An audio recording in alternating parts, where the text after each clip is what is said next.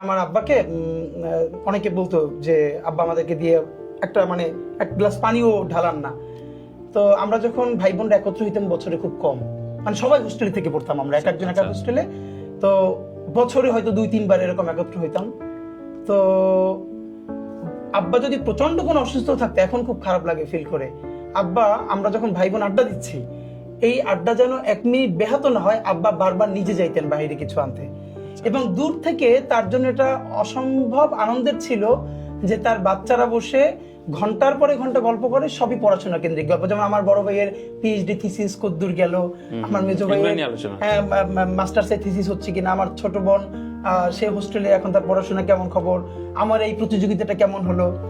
মানে আমরা এখন, আমি বলি আমরা ভাই বোন এখনো বসে যা গল্প করি, এটা আমি সম্ভবত খুব কম ফ্যামিলি যে ভাই বোন বসে ঘন্টার পরে ঘন্টা গল্প করে। মানে মা ঘুমাইতে পারতো না রাত্রিরে, আমরা সবাই কিন্তু বড়, কিন্তু একদম ফজর পর্যন্ত আমাদের গল্প হয়ে যেত। আর আব্বা এটা ভীষণ এনজয় করতেন যে তার বাচ্চারা বসে বাসা বসে মানে যত গল্প করতেছে, এটা পড়াশোনার কালচারাল গল্পটা চলছে। আমি না মানে এখন অনেকে দেখে যে অনেকে প্যারেন্টসদের কাউন্সিলিং করায় যে বাচ্চাদের ক্যারিয়ার কাউন্সিলিং এর জন্য। কিছু জিনিস না মানে আমি অবাক হই যে আব্বার এই গ্রুমিং কোত্থেকে আসছে, সে তো আর এইসব ট্রেনিং নেয় নাই। কয়েকটা ব্যাপার আজকে মনে পড়ে। আমি যখন ঢাকা বিশ্ববিদ্যালয়ে ভর্তি হই, আমি বি ইউনিট থেকে পলিটিক্যাল সায়েন্স পেয়ে আমার 2টো সাবজেক্ট পড়বার ইচ্ছা ছিল, ল অথবা পলিটিক্যাল সায়েন্স, কিন্তু আমি মার্কেটিংয়েও চান্স পেয়ে যাই ডি ইউনিট থেকে। এখন আমার সাথে অনেকেই এটা যে তুমি মার্কেটিং পাইছো, তুমি কেন পলিটিক্যাল সায়েন্স পড়বা? তো আব্বাকে ফোন করে জিজ্ঞেস করার পরে সাথে সাথে বললো তোমার ভালো লাগে কোনটা? আমি বললাম আব্বা পলিটিক্যাল সায়েন্স। বলে তুমি আবার তাহলে জিজ্ঞেস করতেছো কেন কাউকে? এবং আজকে যে গল্পটা আমি আপনাকে বলি, এটা আমার ফ্রেন্ডরা সবাই জানতো যে ভার্সিটি এডমিশনের সময়, আপনি সবাই জানেন যে এই সময় তো সবাই প্রচন্ড প্রেসারে থাকে।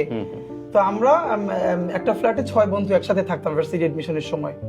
তো তখন ফোন ইউজ করি না, আমার ফোন আমার ফ্রেন্ডদের সাথে ফোন নিয়ে হয়তো বাড়িতে প্রতিদিন 5-10 মিনিট কথা বলতাম। তো আব্বা মানে ওদের বাড়ি থেকে সবাই যখন ফোন দিত, আব্বা মা বলতো একটু বেশি করে পড়, ভালো করে পড়, চান্স পাওয়া লাগবে। আব্বার প্রতি মায়ের সারা জীবন একটা অভিযোগ যে আব্বা আমাদের কোনোদিন পড়তে বলেন না।